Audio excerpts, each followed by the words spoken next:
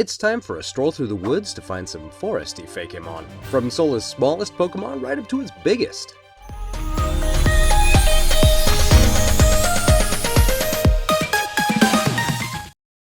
Welcome back, trainers. You're with PewterCityJim, and we're going to go ahead and add a few new entries to our Sola Fakedex today.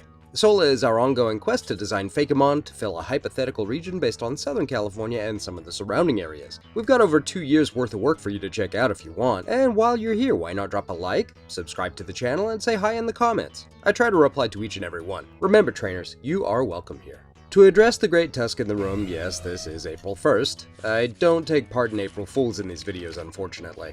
It's not that I hate fun or anything, but Sola's videos always go live on the 1st of the month, 10 AM PST. Though there's another project I'm involved in that's supposed to be an April Fool's kind of a thing. I'm assuming that goes live on or around today, so be on the lookout for that. Moving right along with no additional context. Today we're looking at a native bee to start off with.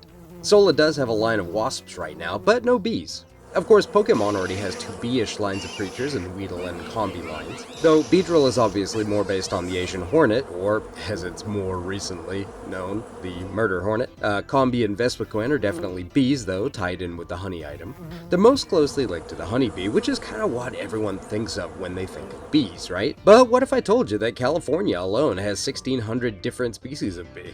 Most people don't even know there's that many species of bee in the whole world. And, in fact, honeybees often outcompete these diverse native bees, taking their food sources and spreading disease. But look at these amazing little critters. Some are blue and green, some of them are solitary, some live in little burrows in the soil, some of them feed on sweat instead of nectar. Luckily those ones don't make honey. That concept kind of throws my stomach for a loop. I mean, regular honey is just already the most delicious of all the bug vomits that we've tried, but putting sweat in there? Ugh. Nope, we are done with this line of discourse. Ugh. Oh, we also have a dinosaur to look at making today, so more about that later. Let's head on out into the forests and mountains and check out some of these creatures that I want to feature. So, as mentioned before, there's a lot of variety in native bees here in California. I had the idea for this little Fakemon that combines a few traits from a few different endemic bees. The coloring on this one made me happy to look at. Many of California's bees are solitary, and a lot of them make small nests in the earth. Some make tiny hives out of dirt and chewed up wood. I wanted to take all these weird bits and pieces that are so different to what we think of when we think of honeybees and make them into a Pokemon. The design is a pretty simple one, just a round little guy. The soil on top is shaped into a perfectly round cork that it uses to keep its little burrow closed off against the outside world. Because it's cooler in the north during the winter and fall, it wears this little plug as a hat.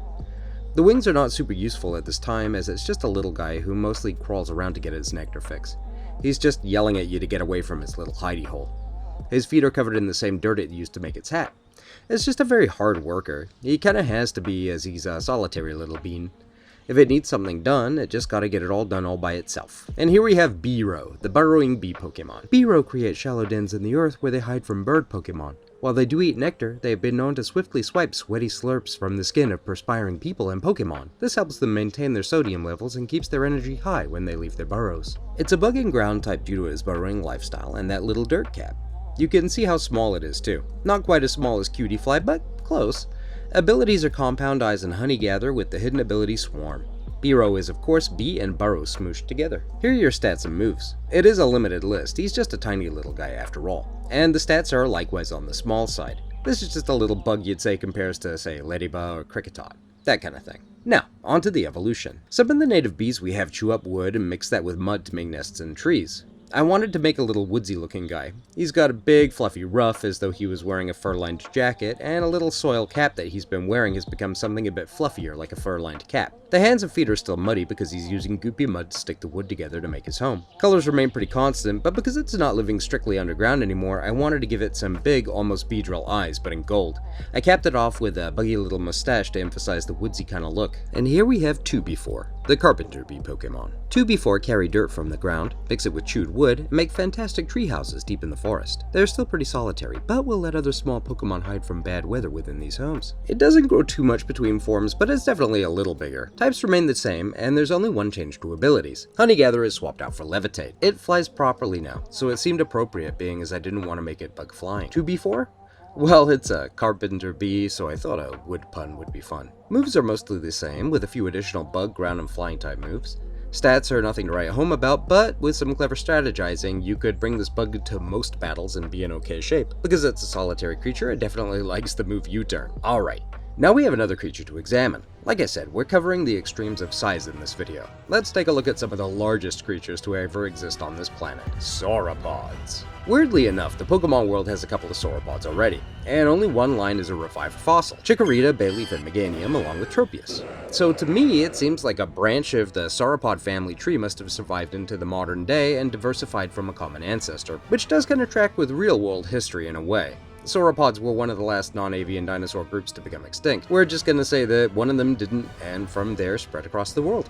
I wanted to create one of my own. While California itself was mostly underwater during the Jurassic and Cretaceous, there is a well-known member of the Brachiosaur family that is named for the Sonora River and desert in neighboring Arizona. If it had survived and continued to evolve, I could easily see it hitting up the coniferous forests from central California all the way into Oregon and Washington. Those redwoods are so colossal I could see them being browsed on by big Brachiosaurus-looking creatures. So first off, I wanted to make a little guy. Just a cute little dino themed after redwood trees. That's the environment it lives in, and I imagine it being a bit like a pseudo-woodo, and that when threatened, it straightens up, closes those big pretty eyes, and pretends to be a tree. It's a grass type though, as are the other non-fossil sauropods in Pokemon.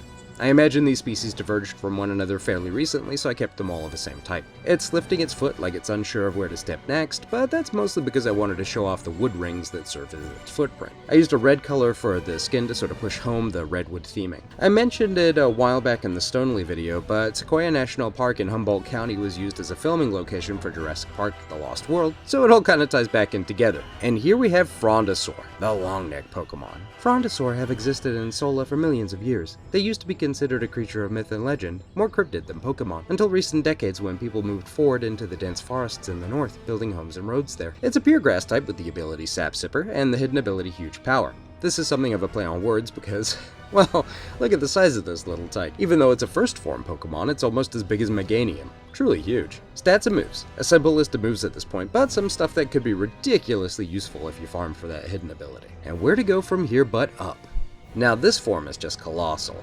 I lit it from underneath like a Gigantamax form to give it that impression of scale. Usually when I do this, it's to make something look sinister or scary, as in the art for Shy-Fry or the Solarian Poliwag line. This time though, it's just to play with the idea of size. The skin darkens up like the bark of an old tree, and the feet are covered in socks made of moss, with big pointed toes that can latch into the soil and leach nutrients from it. See, to eat enough leaves to sustain its huge body would ruin its home, so being a grass type, it can also get by using sunlight, water, and what it can leach from the dirt. At least partially. The back becomes something like a range of mountains, taking some inspiration from Torterra and its rock garden aesthetic, but with a more rugged and unruly kind of look to it. The mountains do indeed have ice caps on them, secondary typing is ice, as a water storage measure. When it needs more water to keep itself hydrated during times of drought, it can bend back over and chomp up some of that ice as a quick, refreshing hydration session. Made his tail short and cute too, because why not? And here we have Gargantuasaur, the Mountainous Pokemon. Gargantuasaur are rare. An ecosystem can only support one or two at a time before becoming overburdened. Younger trainers are advised against evolving their Frondosaur too early, as one careless move from Gargantuasaur can cause massive injury. I had to shrink Troy's silhouette a lot to show this one off. Troy is 5 feet tall, and, well, you can see the measurements there. Look, if Hoenn can do it with Wailord, I feel like we can do it with Gargantuasaur and Sola, right? Anyway, as mentioned, types are grass and ice. Abilities remain the same. The name is just highlighting the size more than the typing of the creature. Kinda sounds like a real dinosaur name, doesn't it, though? I googled it, it isn't. Anyway, here are your stats and moves. The move list expands by a decent amount, and those stats are pretty good. Again, getting that hidden ability would make this thing pretty tricky to deal with overall. In terms of where you'd find these guys, they'd be all over this wooded area up here. B-Row would be pretty common, as would 2b4, and your sauropods would be harder to find. Frondosaur evolves using an ice stone, so it would be harder to get the evolved form too. And that's what we've got for you this month, trainers. Next month, we'll be looking at something wacky and weird that I promised you well over a year ago. Let me know what you think it might be in the comments. As always, thanks so much for watching. It's super appreciated. Looking forward to catching you in the next one, but till then, take care. Bye.